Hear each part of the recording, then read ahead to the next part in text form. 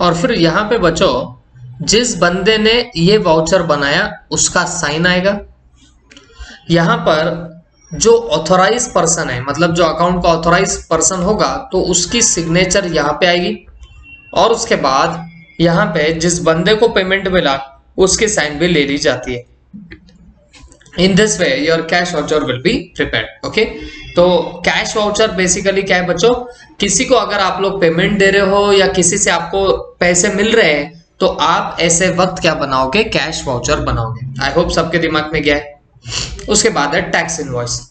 देखो tax invoice नाम है, बट आप इसको आपके नॉर्मल लैंग्वेज में अगर इसे समझने की कोशिश करनी है आपको, तो बेटा इसको समझने का बिल। ओके, मतलब आप लोग किसी को भी अगर कोई गुड्स सेल कर रहे हो तो हम क्या करते हैं, नॉर्मली उसे बोलते हैं कि भाई हमने बिल दिया, बट उसे टैक्स इनवॉइस बोला जाता है। ओके, और टैक्स इनवॉइस क्यों बोलते हैं बच्चों, जिस बिल के अंदर आप ऐसा मानना जीएसटी लग चुका है वो बन जाता है अपने आप में टैक्स इनवॉइस। ओके, तो ऐसा इनवॉइस जिसमें जीएसटी भी होगा तो वो क्या बनेगा बताना, टैक्स इनवॉइस बन जाएगा। ठीक है, और एक बात आपको बता दूं, ये जीएसटी आने के बाद ये टैक्स इनवॉइस बनाना कंपलसरी हो जाता है जो लोगों का रजिस्ट्रेशन है जीएसटी में। किसे रजिस्टर करना पड़ता है, क्या करना पड़ता है, ये सब आपको फ्यूचर में देखने मिलेगा। ओके, तो टैक्स इनवॉइस को नॉर्मल लैंग्वेज में बोलूं तो उसका मीनिंग क्या हो गया, बिल। ओके, चलो अब देखते हैं। Tax invoice is a document prepared by the seller to inform the buyer about quantity supplied, rates and terms of payment at which goods are supplied, trade discount if any allowed, CGST, SGST and total amount payable। तो इसका मतलब क्या हुआ, जो भी particular seller जो होता है जिसने गुड्स बेचे, वो परचेसर को इन्फॉर्म करता है कि कितने क्वांटिटी ऑफ गुड्स उसने सप्लाई करे, किस रेट पे करे, टर्म्स ऑफ पेमेंट क्या है, मतलब आप कितना क्रेडिट पेमेंट करोगे, कितना कैश पेमेंट करोगे, ये भी उसके अंदर आ जाता है। ओके, ट्रेड डिस्काउंट आपका कितना रहेगा ये भी उसके अंदर आएगा, सीजीएसटी एसजीएसटी का कितना अमाउंट आने वाला है वो भी आपको उसके अंदर दिख जाएगा। इन शॉर्ट ये सारी बातें आप लोगों को उसके अंदर दिखाई देने लग जाएगी। तो ये जो इंफॉर्मेशन जिस डॉक्यूमेंट के अंदर होगा, तो उस डॉक्यूमेंट को आप लोग नाम क्या देने वाले बच्चों, तो आप लोग नाम दोगे टैक्स इनवॉइस। आई होप सबके दिमाग में ये बात गई है। This is called as yours what, tax invoice. और ये जो टैक्स इनवॉइस होता है बच्चों, तो ये परचेस इनवॉइस होता है या इनवर्ड इनवॉइस होता है बायर के लिए, क्योंकि बायर का मतलब होता है जिसने गुड्स परचेस किए उसे बोला जाता है बायर। ओके, जिसने गुड्स परचेस किए उसको बोलते हैं बायर। तो बायर के लिए ये परचेस इनवॉइस हो जाएगा, गुड्स खरीदी करने का इनवॉइस बन जाएगा। और ये सेल्स इनवॉइस रहेगा फॉर द सेलर, क्योंकि सेलर गुड्स बेचता है तो उसके लिए ये सेल इनवॉइस बन के रह जाएगा। टैक्स इनवॉइस हमेशा याद रखना बायर के लिए काय का काम करेगा, परचेस इनवॉइस का काम करेगा, तो सेलर के लिए आउटवर्ड इनवॉइस का ये काम करता है। Okay, entries in the sales books are made on the basis of sales invoices. तो अगर आप सेल बुक की बात करो तो आपके इन सेल इनवॉइसेस के बेसिस पे आपकी एंट्री मारी जाती है।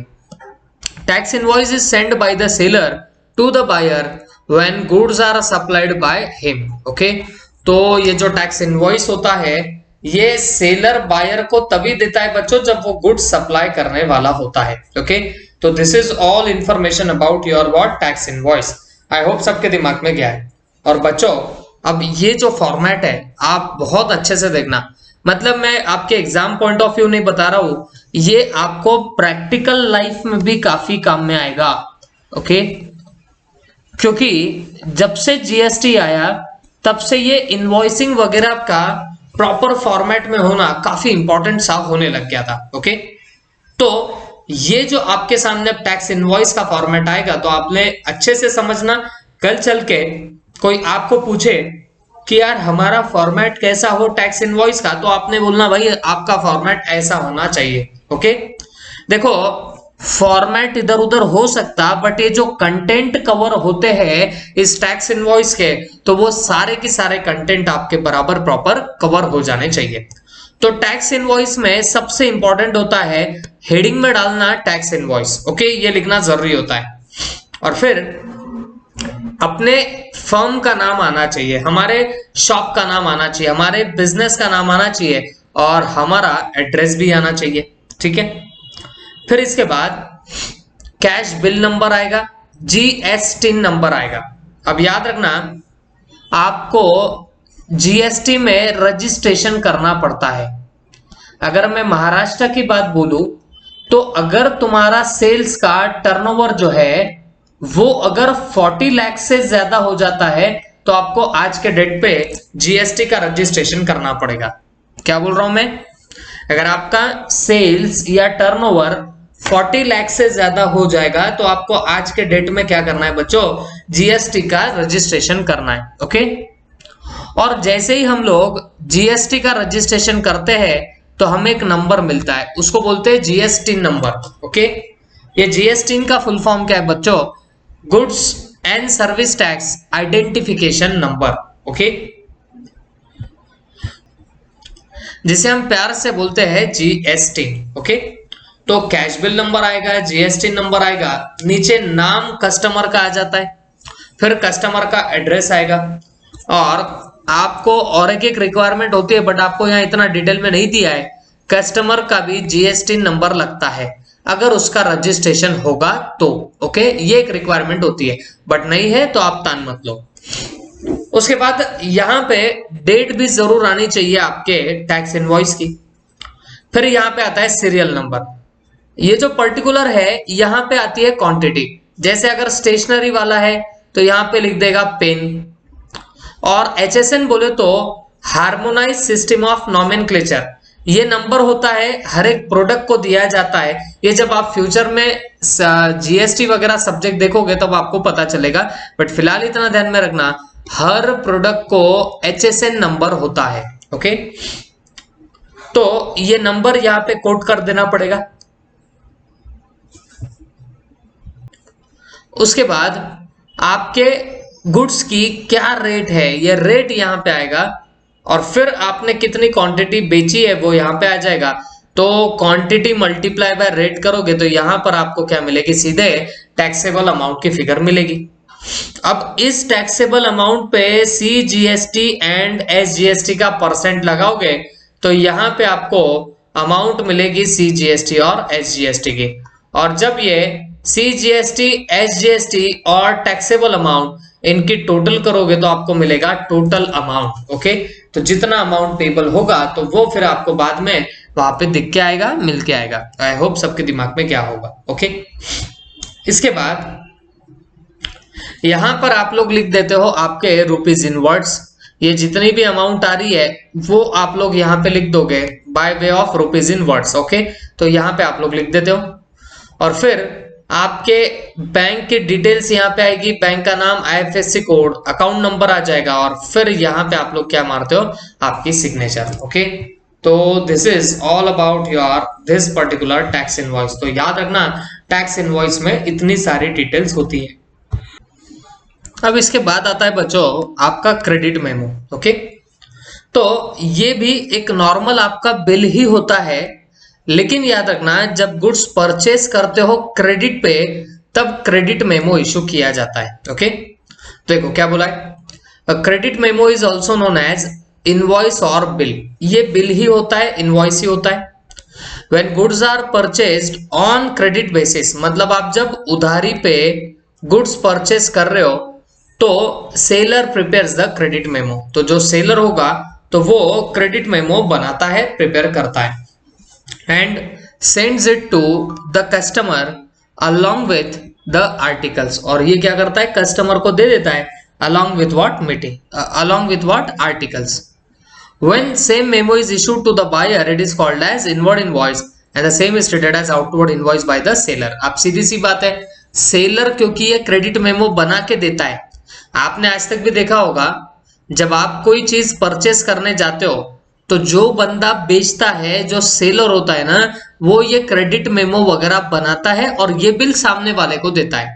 ओके, और सामने वाला इसे क्या करता है बच्चों, रिसीव करता है। ये बात तो आपको पता ही होगी। तो बोलने का मतलब है ये जो बंदा ये भेजता है उसको बोलते हैं आउटवर्ड इनवॉइस। सेलर के हिसाब से आउटवर्ड इनवॉइस बनेगा, जबकि बायर माने परचेसर, उसके हिसाब से ये इनवर्ड इनवॉइस बन जाता है। तो याद रखना ये आपका नॉर्मल इनवॉइस ही है, सिर्फ फर्क ये है जब भी आप क्रेडिट पे गुड्स सेल करोगे तब ये आपका क्रेडिट मेमो इश्यू किया जाता है। ओके, आई होप सबके दिमाग में क्या होगा। उसके बाद रिसिप्ट। देखो बहुत सिंपल सी बात है बच्चों, जब आप किसी को गुड्स क्रेडिट में बेचते हो और वो बंदा जब आपको फ्यूचर में पेमेंट देता है, तो जब हमें पैसा मिलेगा तो हम उसको क्या करते बच्चों, एक एक्नॉलेजमेंट देंगे कि भाई तेरी पेमेंट मुझे रिसीव हो गई, और उस एक्नॉलेजमेंट को ही क्या बोलते हैं, रिसिप्ट बोलते हैं। ओके, हम किसी को अगर क्रेडिट में गुड्स सेल करें और फ्यूचर में वो बंदा हमें पेमेंट करता है, तो हमारे पास क्या होने वाला है बच्चों, जो पैसा आ जाएगा, ओके, तो हम लोग उस बंदे को बना के क्या देंगे, एक रिसिप्ट बना के देंगे। आई होप सबके दिमाग में ये बात जा चुकी होगी। ठीक है, तो रिसिप्ट सबको समझ में आ गया होगा। In modern business to increase the profit, the businessman sells goods on credit but the payment will be made on future date. भाई क्रेडिट पे तो सेल कर देते हैं, बट उसका पेमेंट हमको कब मिलेगा, फ्यूचर में मिलेगा। Okay, at the time of making payment the receiver is required to acknowledge the payment for this purpose. तो जो रिसीवर है उसे पता होना चाहिए कि भाई उसे पेमेंट मिल गया है, तो वो एक्नॉलेज कराना होगा। तो जो डॉक्यूमेंट आप लोग बनाते हो उसे बोला जाता है, आपकी रिसिप्ट बोला जाता है। आई होप सबके दिमाग में क्या होगा। On the basis of this document entries will be made in the cash book, और इसी डॉक्यूमेंट के बेसिस पे क्या होगी, आपकी सारी एंट्रीज वगैरह पास हो जाएगी। आई होप सबके दिमाग में क्या है, and this is what, this is your receipt. ठीक है, अब यहाँ रिसिप्ट का आपको एक फॉर्मेट भी देके रखा हुआ है। सबसे टॉप में आपको लिखा है रिसिप्ट, फिर नीचे लिखा है बालाजी एंड सन्स। ओके, मतलब यहाँ पे आप आपके बिजनेस का नाम लिखोगे और यहाँ आएगा उसका एड्रेस। ठीक है, टॉप में आपने लिख दिया रिसिप्ट, फिर आपके बिजनेस का नाम, और फिर यहाँ पे आएगा आपका एड्रेस। यहाँ पे रिसिप्ट नंबर और डेट आ जाएगी। ठीक है, यहाँ पे जीएसटी नंबर आएगा। जैसे मैंने बोला जीएसटी का रजिस्ट्रेशन जब होता है तब जो नंबर दिया जाता है उसको बोलते हैं जीएसटी नंबर। ठीक है, और फिर यहाँ पे लिखेंगे received with thanks from messrs Ram brothers. Okay, मतलब आप आपके कंपनी का या बिजनेस का यहाँ पे नाम लिख सकते हो। a sum of rupees 5000, okay, sum of rupees 5000 by cash, okay, या फिर जो भी अदर वे होगा उससे, फिर उसका नंबर लिख दो, डेट लिख दो, ड्रॉन ऑन बैंक का नाम लिख देना, और यहाँ पे बिल का नंबर लिख दो, और यहाँ फिर वापस से आप लोग क्या कर देना, अमाउंट डालना। इतना होने के बाद यहाँ पे आपका ऑफिशियल स्टैंप आएगा और सिग्नेचर आएगी रिसीवर की। तो this is all about this particular receipt का फॉर्मेट। तो ये चीजें आप लोगों के दिमाग में रख लो, क्योंकि जब भी आप फ्यूचर में कभी काम करने जाओगे प्रैक्टिकली, तो आपको इन चीजों से डील तो करना ही पड़ सकता है। ठीक है, अब उसके बाद आगे आता है बच्चों आपका चेक।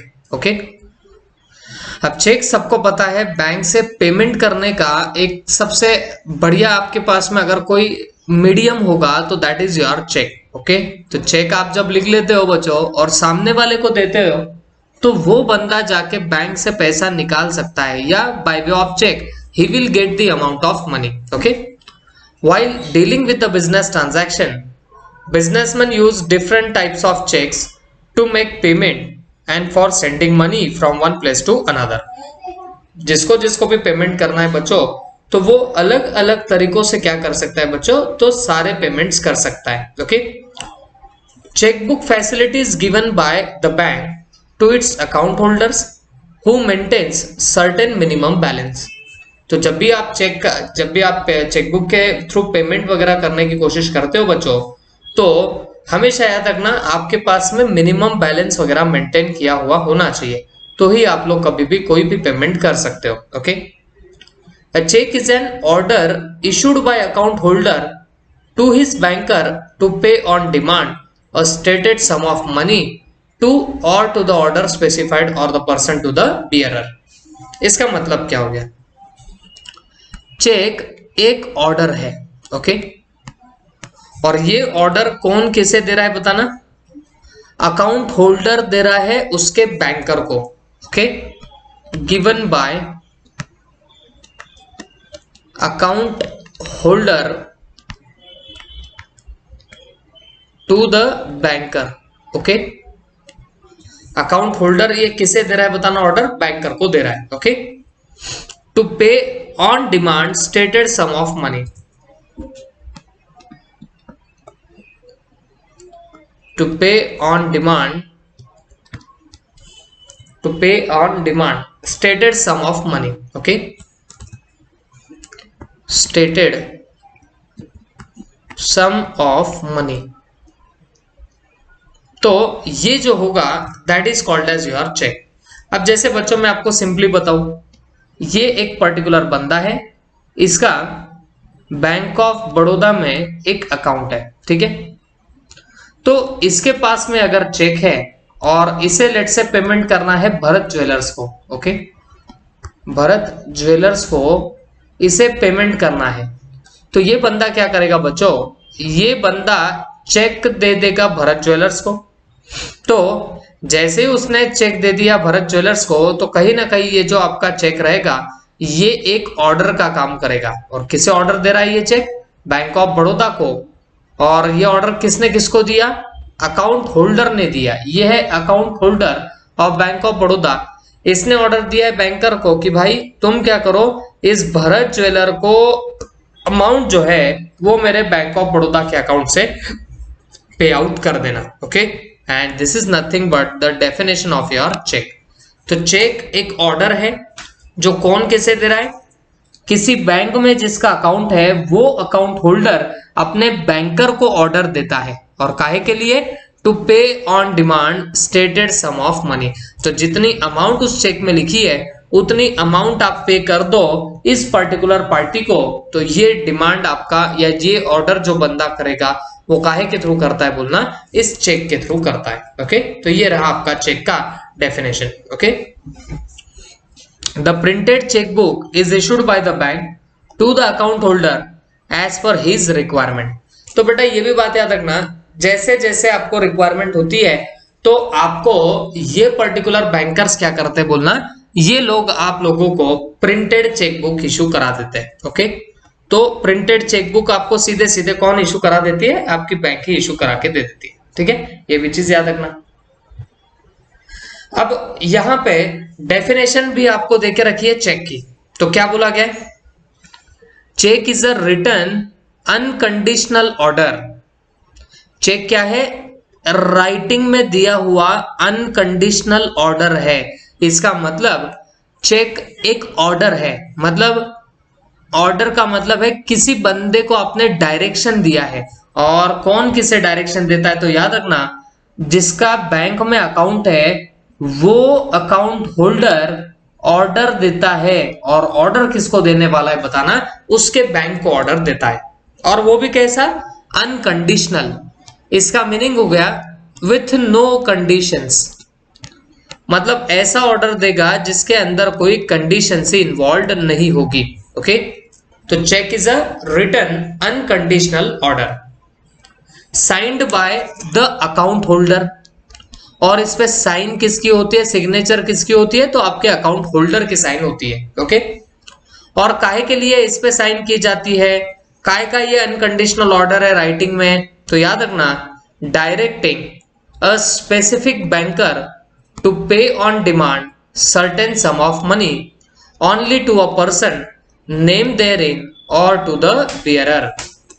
मतलब ये अकाउंट होल्डर जो है वो डायरेक्ट करता है स्पेसिफिक बैंकर को। जैसे यहाँ पे इसका जिस बैंक में अकाउंट है तो उसे वो क्या कर रहा है बताना? स्पेसिफिक डायरेक्शन दे रहा है। Let's say bank of Baroda को स्पेसिफिक डायरेक्शन देगा। और काय का डायरेक्शन दे रहा है बच्चों? To pay on demand. Demand पे करने के लिए कितना, सर्टेन सम ऑफ मनी, जितनी अमाउंट उस चेक पे लिखी हुई है उतनी अमाउंट आप उसे ऑन डिमांड पे कर दो। ऑन डिमांड क्यों बोला है बच्चों?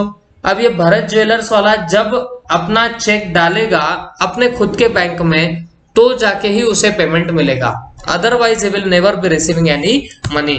तो याद रखना ऑन डिमांड इसी के लिए बोला गया है। A certain sum of money only to a person named therein or to the bearer, या फिर bearer को भी पेमेंट किया जा सकता है। अब सिंपली अगर एक बात बताऊं आपको नॉर्मल सेंस में याद करने के लिए, तो आपने याद रखना चेक क्या है। तो चेक रिटर्न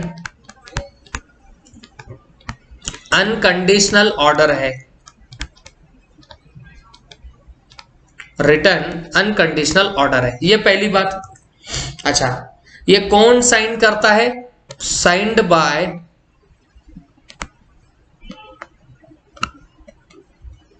अकाउंट होल्डर। तो इसे साइन कौन कर रहा है बोलना?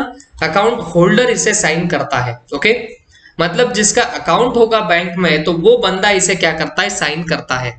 ओके, और इसमें होता क्या है? ये डायरेक्ट कर रहा है, डायरेक्टिंग अ स्पेसिफिक बैंकर,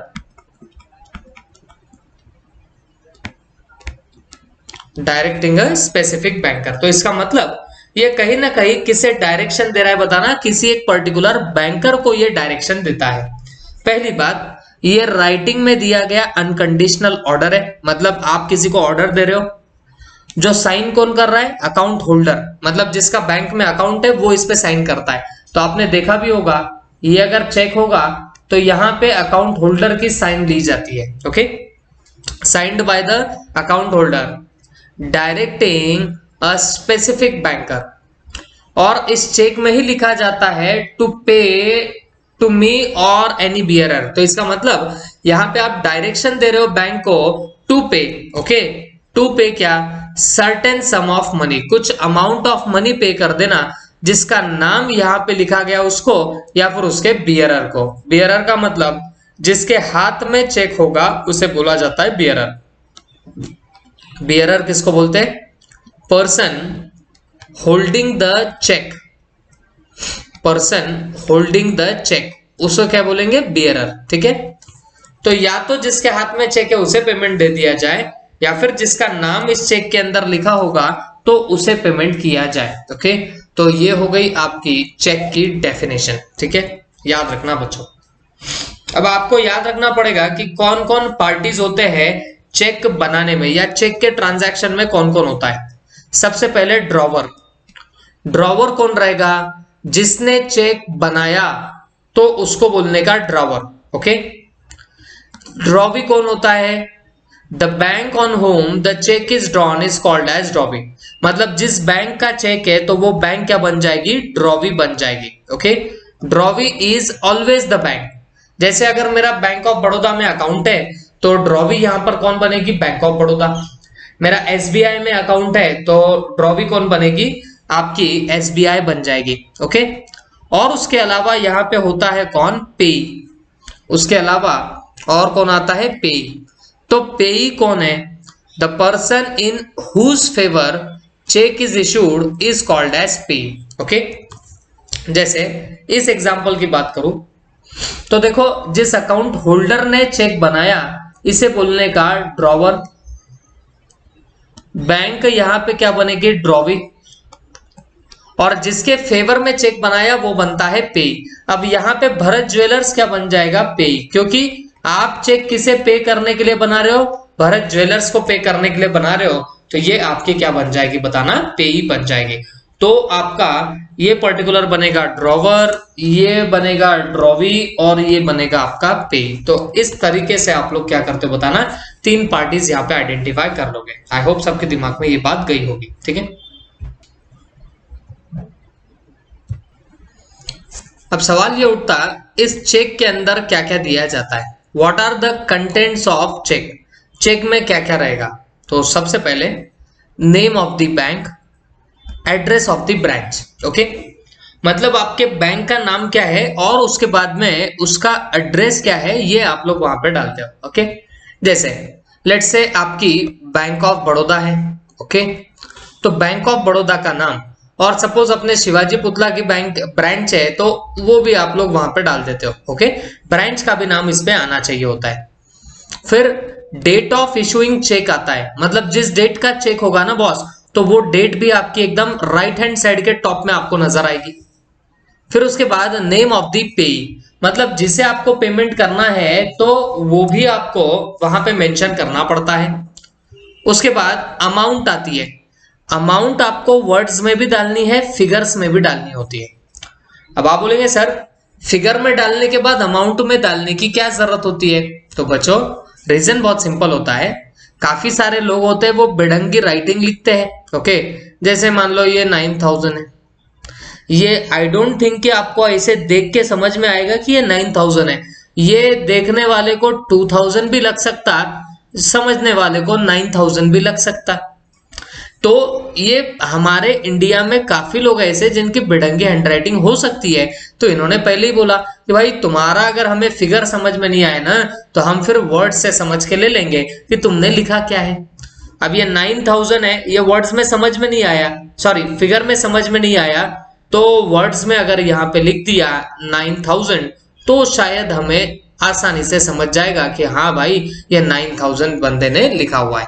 तो इसके लिए अमाउंट जो रहेगी आपको वर्ड में भी लिखनी है एज वेल एज फिगर्स में भी लिखनी पड़ेगी, ठीक है। ये चार बातें आपने देखी। उसके अलावा name and signature of the account holder, मतलब जिसका वो अकाउंट है, जिसका वो चेकबुक है, उसका नाम आएगा और उसकी साइन भी आएगी। उसके अलावा आएगा चेक नंबर, चेक का नंबर भी आता है, हर चेक को नंबर होता है, ये बात आप लोग अच्छे से याद रखना। उसके बाद MICR नंबर होता है, ये काफी जगह पे आपको नीचे के साइड में देखने को मिल जाएगा सेकंड नंबर पे। और उसके अलावा IFSC कोड होता है जो हर बैंक का होता है, MICR भी हर एक बैंक का होता है। और उसके नीचे होता है बच्चों आपका अकाउंट नंबर, ओके। उसके नीचे क्या होगा आपका account number, and this is the content of your cheque. अगर आपको और ज्यादा जानना है तो हम MICR का फुल फॉर्म भी देख सकते हैं बच्चों, magnetic ink character recognition, okay. तो जनरली चेक में आपको देखा जाएगा तो ये आपको नंबर हमेशा वहां पे नजर आता हुआ आपको दिखाई देगा, ओके। तो हमेशा याद रखो ये आपको हर चेक के अंदर दिखाई देगा, बोले तो देगा ही। उसके बाद IFSC भी यहाँ पे आया हुआ है, तो उसका भी एक बार आप लोग फुल फॉर्म लिख लो, इंडियन फाइनेंशियल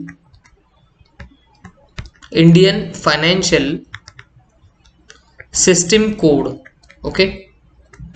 तो हर बैंक को ये आपको कोड वहां पे नजर आता हुआ दिखाई देगा, तो ये आपके चेक पे आना चाहिए। इतने कंटेंट है आपके किसी भी चेक के, ओके। चेक की स्पेलिंग भी याद रखना, आपकी ऐसी चेक की स्पेलिंग नहीं होती है बच्चों, तो दिस इज द चेक की स्पेलिंग, ओके, CHEQUE, ओके। तो ये आपका होगा चेक। आई होप सबको याद रहेगा। तो this are the contents of your cheque. अब वेरी इंपॉर्टेंट, अब हम देख रहे हैं भाई 3 टाइप के चेक हुआ करते हैं बच्चों। 3 टाइप के चेक कौन से? एक होता है बियरर चेक, एक होता है ऑर्डर चेक, और तीसरा होता है आपका क्रॉस चेक, ओके। और तीनों के अच्छी बात यह है कि यहाँ पर आपको स्पेसिमन भी देके रखा हुआ है, और इतना हो गया तो हमारा अभी ये थ्योरेटिकल पार्ट यहाँ पर विल गेट ओवर, ओके। तो प्लीज बी फोकस्ड। अब बच्चों टाइप्स ऑफ चेक आपको मैं यहाँ पे बता दूंगा, प्लीज ध्यान से सुनना।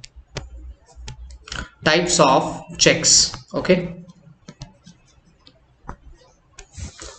तो टाइप्स ऑफ चेक में बेसिकली 3 आते हैं। एक होता है बियरर चेक,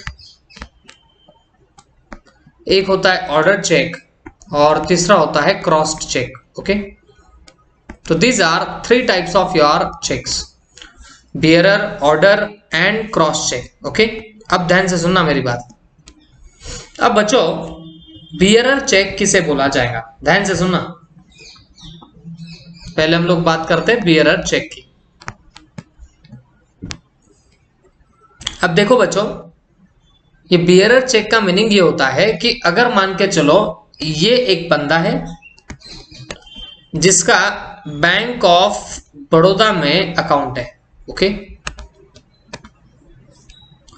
और इस बंदे ने बैंक ऑफ बड़ौदा का लेट से बियरर चेक किसी बंदे को दिया। ओके, किसी बंदे को दिया। ओके, तो याद रखना बच्चों, ये बियरर चेक ऐसी चीज होती है, ये जिस किसी बंदे के हाथ में लगे और वो बंदा अगर वो चेक लेके प्रेजेंट हो जाए बैंक के अंदर, तो याद रखना बैंक ऑफ बड़ौदा पूरा पैसा इसी बंदे को देगी जिसने ये चेक बैंक ऑफ बड़ौदा में प्रेजेंट किया है। ओके, बियरर चेक ऐसी चीज है, वो अगर आपने जिसके हाथ में दिया तो वो बंदा अगर उसे बैंक में ले जाके प्रेजेंट कर दे तो उस बंदे को वहां पे चेक की अमाउंट मिल जाती है। ओके, ये बियरर चेक इतना खतरनाक है बच्चों। लेट्स से ए ने बी को बियरर चेक दिया और बी से मिसप्लेस हो गया ये बियरर चेक। ओके, और ये बियरर चेक लगा किसके हाथों में? सी के हाथों में लगा। ओके, अब अगर सी भी बैंक ऑफ बड़ौदा में चला जाए ना बच्चों, तो बैंक ऑफ बड़ौदा सी को भी पेमेंट दे सकती है।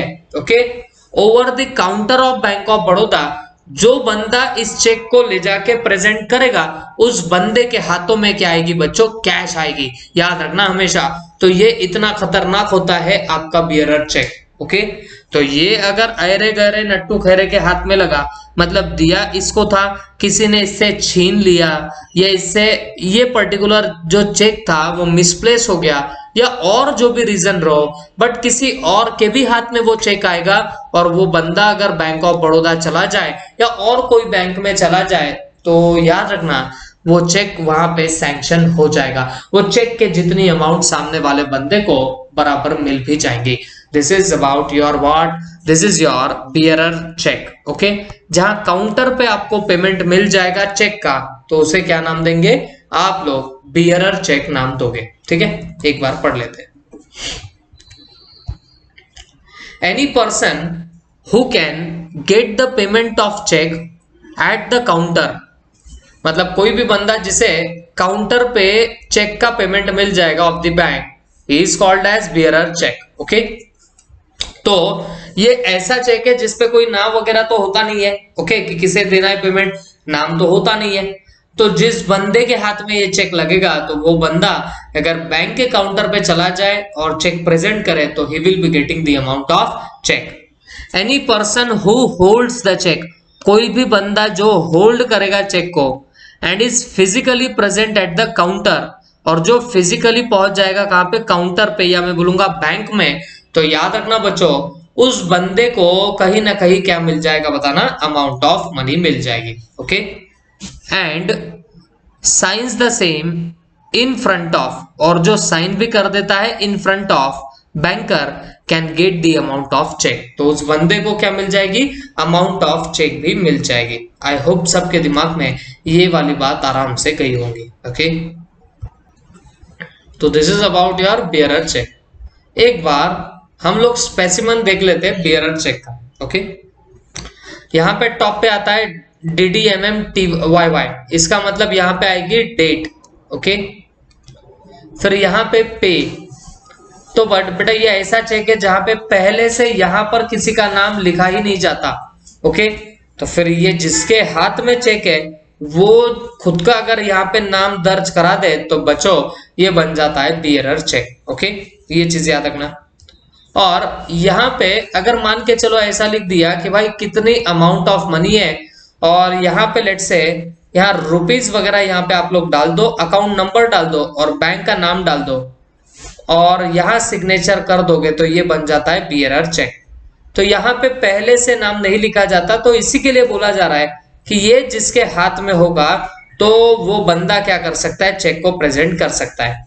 या फिर यहाँ पे अगर नाम आप किसी का डाल भी रहे हो बट यहाँ पे और बियरर भी लिखा ना, मतलब जिसके हाथ में वो चेक है वो बंदा इसे जाके प्रेजेंट कर सकता है, तो ऐसे चेक को हम लोग क्या बोलेंगे? Bearer cheque. तो ये किसी के भी हाथ में लगा तो कोई भी इसका पेमेंट आराम से निकाल सकता है। तो ये चेक हमेशा केयरफुली हैंडल करना चाहिए। ठीक है, देखो ये होता है चेक का नंबर, और हमेशा याद रखो ये आपको करस्पॉन्डेंस में कोड वगैरह करना पड़ता है। चेक नंबर आपको हमेशा ध्यान में रखना पड़ेगा। तो this is all about your bearer cheque. ठीक है, उसके बाद नेक्स्ट आता है ऑर्डर चेक।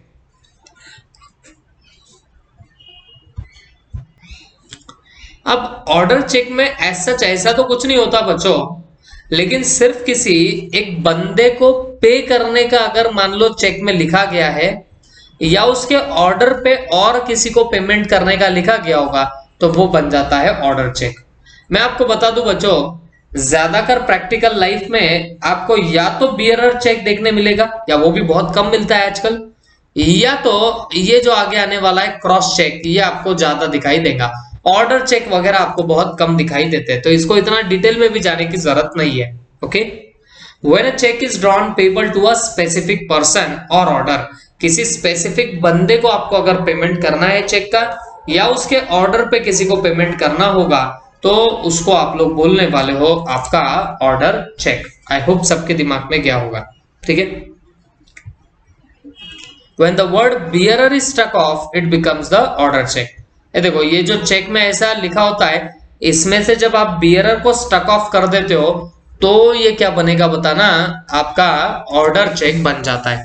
बट उसके लिए चेक में से बियरर का नाम आपको हटाना बहुत जरूरी होता है। ओके, और ये बाकी डिटेल्स तो सारे के सारे नॉर्मल है।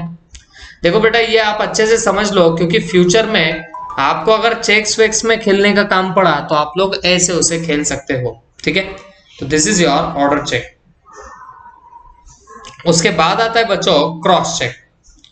तो हमेशा याद रखो, ये सबसे बेस्ट फॉर्म ऑफ चेक होता है। इस चेक में हमेशा आपको ऐसी दो पैरेलल लाइन यहाँ पे कोपरे में मारनी पड़ती है। ये वैसे पैरेलल लाइन तो कहीं पे भी मार सकते हो, बट जनरली आपको इस कोपरे में ऐसी दो लाइन डाली हुई नजर आएगी। तो जब ये दो लाइंस यहाँ पे डाल दी जाती है बच्चों, और यहाँ पे आप बंदे का नाम लिख देते हो तो it becomes what, crossed cheque. तो ये क्या बन जाता है, क्रॉस चेक। तो यहाँ जिसका नाम लिखा गया है तो पैसा सिर्फ और सिर्फ उसी के ही अकाउंट में जाएगा। ओके, वो सिर्फ और सिर्फ किसके अकाउंट में जाएगा, जिसका आपने यहाँ पर नाम लिखा है। ये order cheque, bearer cheque, bearer तो भाई जिसके हाथ में आए वो पैसे निकाल सकता है। ऑर्डर में जिसका नाम लिखा है वो, या वो जिसके लिए ऑर्डर देगा वो जाके ये पेमेंट निकाल के ला सकता है। क्रॉस चेक में ऐसा नहीं होता। जब आप यहाँ पे दो ऐसी लाइंस मार देते हो तो जिसका नाम यहाँ पे है बट उसी के ही बैंक अकाउंट में आपका पैसा चला जाएगा। This is called as your cross cheque. Okay, और नीचे एक उसने सेपरेट पार्ट बताया बट उसे अलग से बताने की जरूरत नहीं, ऐसा मैं मानता हूं। अकाउंट पे ही चेक, क्रॉस चेक का ही और एक पार्ट। जब आप ये दो लाइंस के बीच में अकाउंट पे ही लिख देते हो तो दैट बिकम्स योर अकाउंट पे चेक। तो इसमें भी सेम वैसे ही होता, जिसका नाम यहाँ पे लिखा है उसके अकाउंट में डायरेक्टली पैसा जमा हो जाता। ओके, तो इसको बोलते हैं अकाउंट पे चेक। तो ये जो आपका क्रॉस चेक है और अकाउंट पे चेक है तो उसमें एज सच कोई डिफरेंस है ही नहीं। सिर्फ अकाउंट पे में वहां दो लाइंस के बीच में अकाउंट पे लिखते, क्रॉस चेक में आप लोग नहीं लिखते हो। बट याद रखना, इस चेक से जब भी पेमेंट करोगे तो सामने वाले बंदे के डायरेक्ट बैंक अकाउंट में ही पैसा जाके डिपॉजिट हो जाता है और कहीं पैसा जाएगा ही नहीं। आई होप सबके दिमाग में ये वाली बातें अच्छे से जा चुकी होगी, ठीक है। And this was all about our theory part and this is the completion of your chapter number 3। अब इसके बाद जो भी हम लोग लेक्चर देखेंगे तो हम लोग बच्चों स्टार्ट कर देंगे हमारा चैप्टर नंबर 4, ठीक है। Thank you.